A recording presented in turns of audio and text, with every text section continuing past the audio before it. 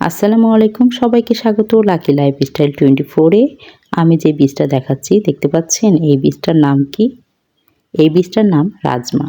বইয়ের ভাষায় রাজমা বলে, আর আমাদের পাহাড়ি এলাকায় এটাকে খাইসা বীজ নামে পরিচিত।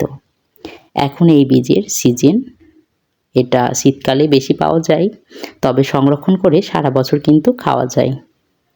আজকে আমি সেই সংরক্ষণ পদ্ধতিটাই দেখাবো আপনাদের। চলুন তাহলে কিভাবে এটাকে সংরক্ষণ করতে হয় দেখাই দিই। আমি প্রথমে এটা বীজগুলোকে একটা গামলায় নিয়েছি, সারা রাত পানিতে আমি ভিজিয়ে রেখে দিব। রাজমা বা খাইসা বীজ আমাদের পাহাড়ি এলাকার একটি পুষ্টিকর শস্য। এতে রয়েছে প্রচুর পরিমাণে প্রোটিন, ফাইবার, আয়রন সহ নানান খনিজ উপাদান। এটি খুব সহজেই হজম হয়, শরীরের শক্তি বাড়ায় আর হৃদযন্ত্র সুস্থ রাখতে সাহায্য করে।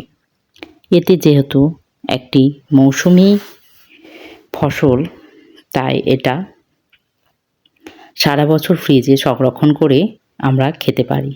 আমি বীজগুলো সুন্দর করে চোখা ছাড়িয়ে নিয়েছি।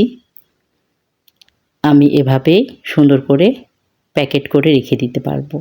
এই তো আমি প্যাকেট করেছি ছোট ছোট করে, আমার যতটুকু লাগবে আমি দিন প্রতি এভাবে প্যাকেট করে রেখেছি। আপনারা জিপলক ব্যাগেও রাখতে পারেন, আবার বাটিতেও রাখতে পারেন। আমার সুবিধাতে আমি এভাবেই রাখলাম। এটা সারা বছর খাওয়া যায়, খুবই ভালো লাগে। আবার যাদের বাসায় ফ্রিজ নেই কিংবা যারা ফ্রিজে রাখতে চাচ্ছেন না, তারা এটাকে এভাবে শুকিয়ে রেখে দিতে পারেন। শুকিয়ে রাখলেও সারা বছর খাওয়া যায় এই বীজটা। এটা আমাদের দেহের জন্য খুবই উপকার। আপনারা এভাবে ফ্রিজে রেখে এটা সংরক্ষণ করতে পারবেন। আমি তো এভাবেই রাখি।